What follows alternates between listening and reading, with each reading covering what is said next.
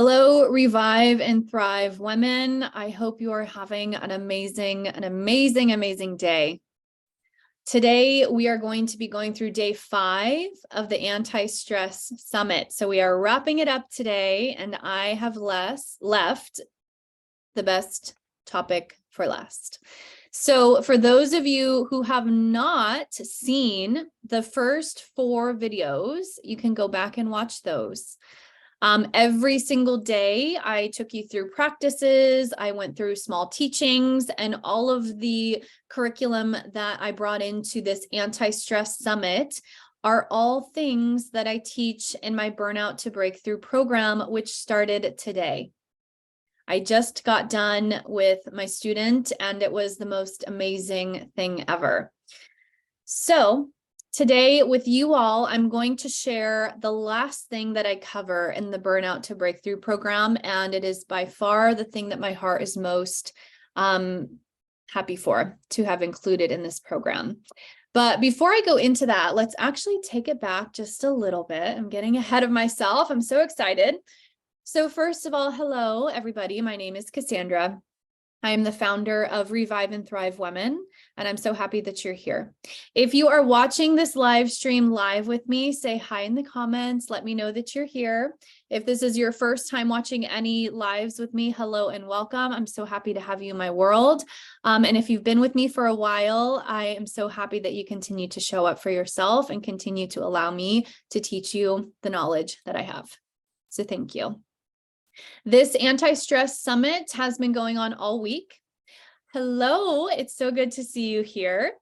And so every single day this week, we have been going into different topics, and every topic has been going along with the curriculum that I teach in my Burnout to Breakthrough program. That is a 6-month program that I teach for women professionals who are looking to recover, prevent, never have again burnout. So for those of you ladies who have very high stress jobs, you're leaders in your industry, and you know that the stress is catching up with you, this is a great program to support you in learning how to unravel that stress, how to connect back to yourself, connect to your nervous system. And as I mentioned, every single day of this Anti-Stress Summit, we have gone through a different teaching, and every day correlates with a module that I teach inside of that program. So the first day we went through how to build a resilient foundation, what it looks like to have routines in your life that help facilitate calm, because so many of us have a very high stress life. I mean, even if you don't have a high stress job, the world we live in is getting more stressful every year, it seems. So we've got all these external pressures, all these external stressors. And so having some type of routine incorporated into your life is really important. And that's what we went through on day 1. And that's what I spend the entire first month of my Burnout to Breakthrough program teaching. And so today we started, and that's what I got to lead my lady through today. So day 2 and day 3 and day 4, again, you can watch that on this page. What we're going to go through today is the topic that I'm most excited about. I will say that one thing that does set me apart from other burnout recovery specialists is that my mission is so big, and I am really passionate about working with women who are interested in being cycle breakers in their family. So what I mean by that is many of us have witnessed this cycle of burnout and stress that has been passed down from generation to generation to generation.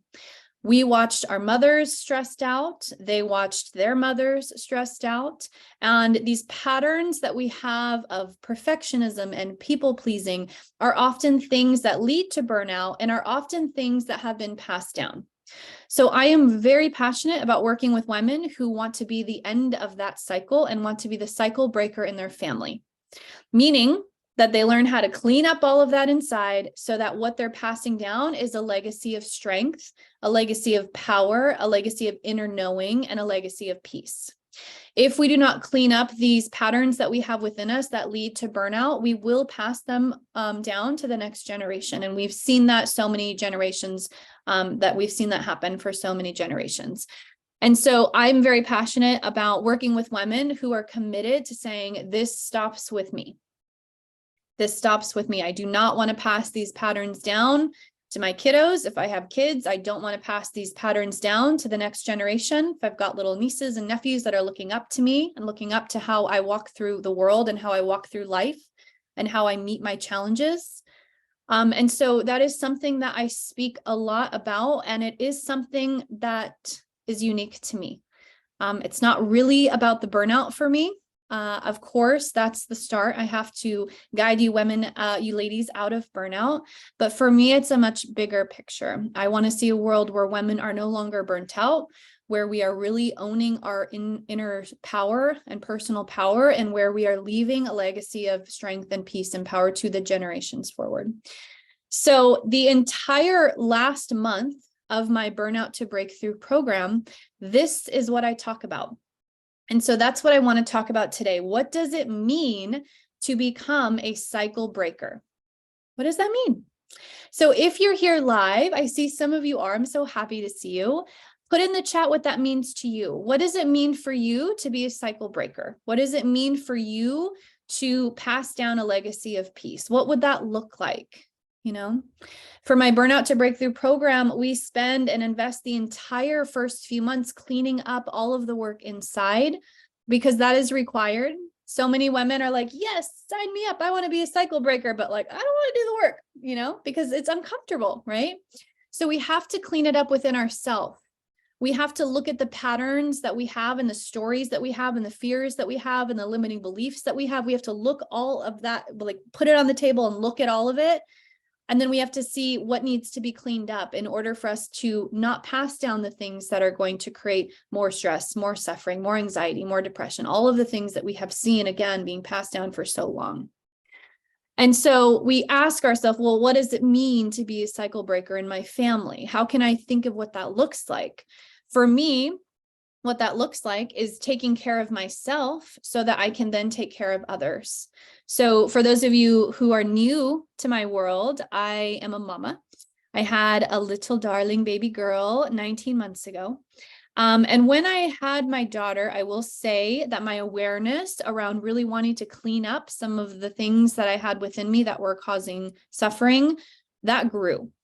Because when I was anxious, I knew my daughter could feel my anxiety. When I was stressed out, I could see that my daughter could see me stressed out. When I felt overwhelmed and like I couldn't handle anything, I knew that she was watching me, right? Because that's what kids do. They watch their parents, they watch their elders, they watch the generation ahead, and they see and they model their behavior, and then they often take that on.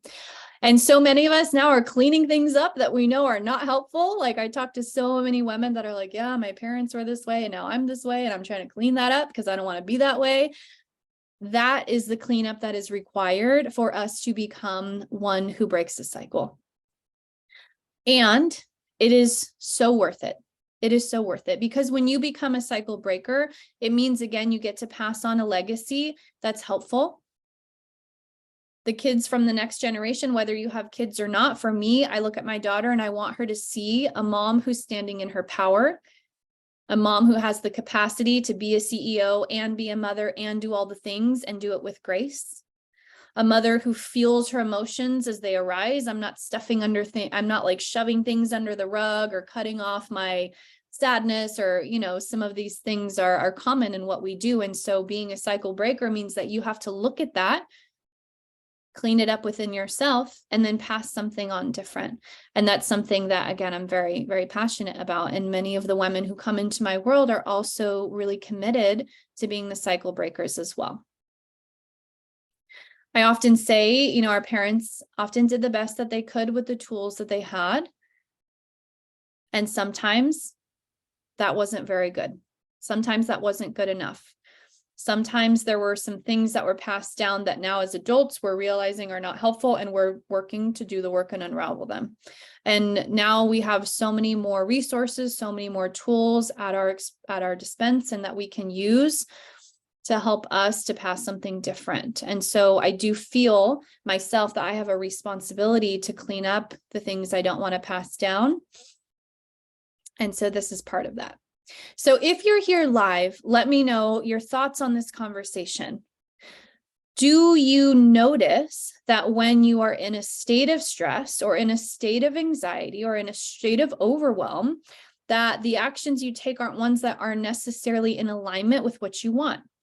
And do you ever think about how, if you have kids, how they're looking at that? You know, I looked at, for example, I'll give you a personal example. I looked at my dad, who overworked, I would say. He was working all of the time, 24/7. That was a pattern that he had. He had a pattern that he needed to be working all of the time to have the business that he wanted, to provide for the family. And that was something that was passed down to me. I went into my career full steam ahead, working all the time, feeling like I always needed to be logged on, and that led to burnout. I had to repattern that. I had to rewire that thought process around like working and being valuable. You know, when I saw my dad, he thought that his value was based on the amount of hours that he worked. And a lot of people from that generation and this generation still feel that way. And I felt that way for sure in the beginning of my career. For those of you who don't know, I had a 10-year career in corporate sales. I was a caller in the beginning. I moved up to director of operations, then moved up to the vice president of operations. And it was a very fulfilling career. And there was a piece of that I was very severely burnt out because of the way that I thought I had to work, because of the way that I thought I had to always be online, because of the way that I didn't prioritize self-care. I never saw my parents prioritize self-care. I didn't even know what self-care was, you know? So these are some of the things and some of the examples that we can think of what we do in our life and how we want to change those so that we set an example. That's an example of prioritizing yourself. Self-care is not selfish. Doing the things that are going to take care of you so that you can then take care of others.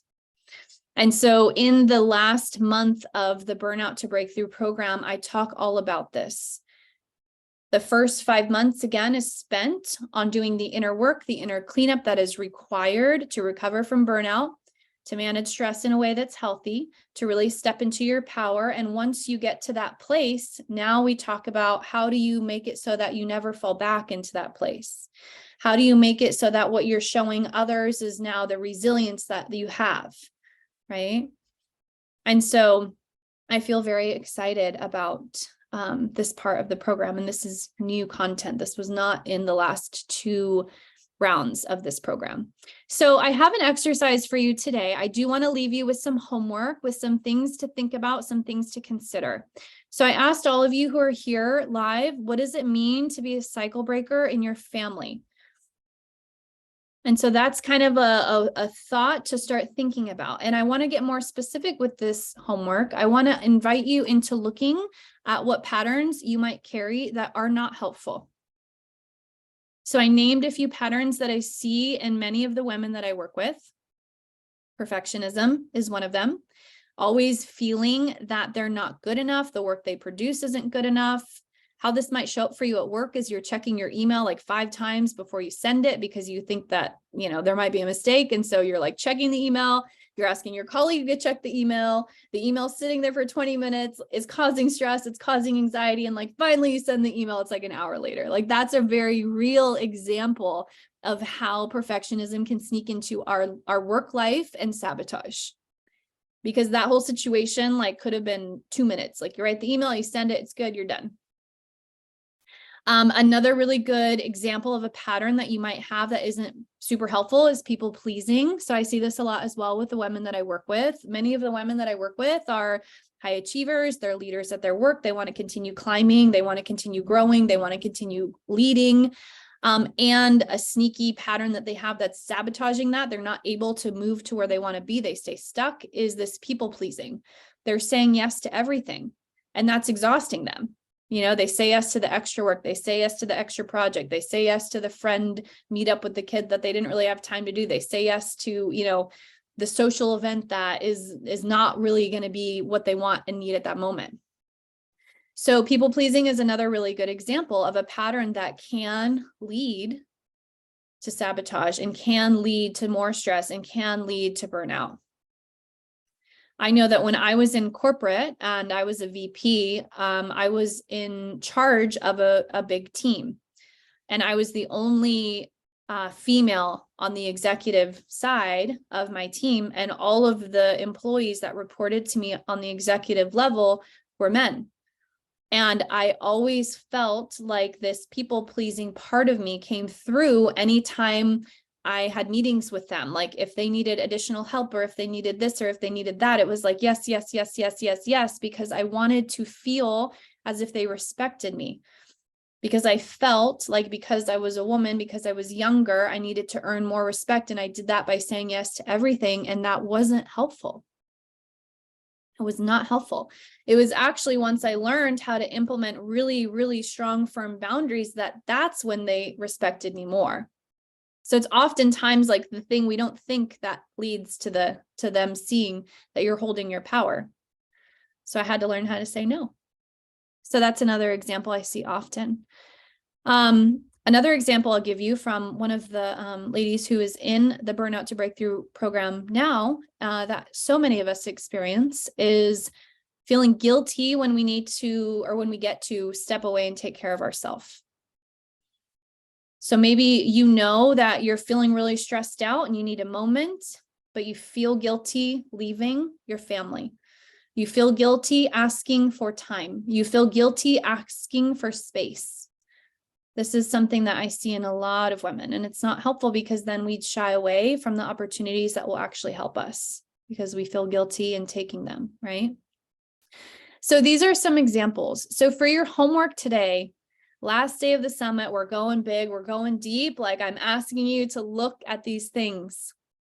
Look at the patterns that you have that are not helpful, that you do not want to pass down, regardless of if you have children, again, because the generation below is always looking up to their elders. They're always you have young children who are going to look up to you in your life, whether it's friends, kids, nieces, nephews, your kids. What example do you want to leave? What legacy do you want to leave? Is it one of all of the patterns that aren't super helpful that have been passed down to us? Or do we want to stand firm and say, no, I'm not going to pass that down. That will stop with me. And that's my stance. And that's all of the women's stance who work with me and who continue to join in the Revive and Thrive community.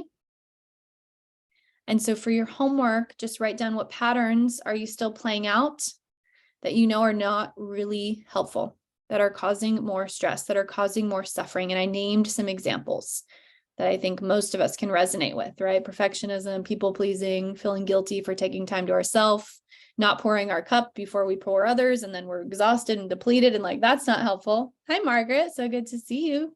Congratulations. Okay, so ladies, this is the last day of the Antistress Summit. Definitely take some time to watch the other 4 days. There is some powerful teachings that came through in the summit for you. There is some exercises, homework assignments, and I really just want to invite you into thinking about all of the things that I've shared. Today, start thinking about the patterns that you have that are not leading to what you want. And as I always say, we take this lens of observer, and we take this lens of viewing without judgment. We acknowledge the things that we're doing, we become aware of the things that we're doing, and we love ourselves anyway. So there's no judgment, no shame. If you notice, yes, I am a perfectionist, and I do repeat that pattern every single day. Just ask yourself, is that what you want? Is it helpful? Is it helping you to read your email 10 times before you send it? Is it helping you to never feel good enough in the work that you produce?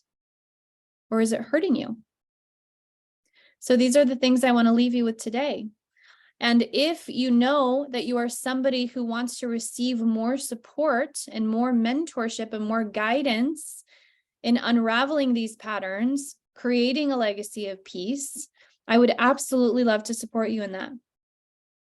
My Burnout to Breakthrough program started today. We had training 1. It's a 6-month program. Enrollment will be open for the entire program. Every single training is recorded. And in addition to the live trainings, you also get an online course, which is over 45 pre-recorded videos that you can do at your own pace.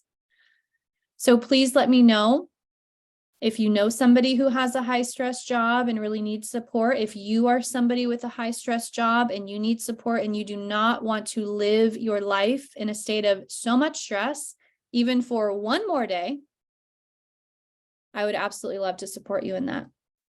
So good to see you all who are here. Thank you for saying hi. Again, if you watch this on the replay, put hashtag replay and let me know you were here. If you have any questions at all about the Burnout to Breakthrough program, how you can get into that training, let me know. We would absolutely love to have you. And I will see you all soon. Okay, bye-bye.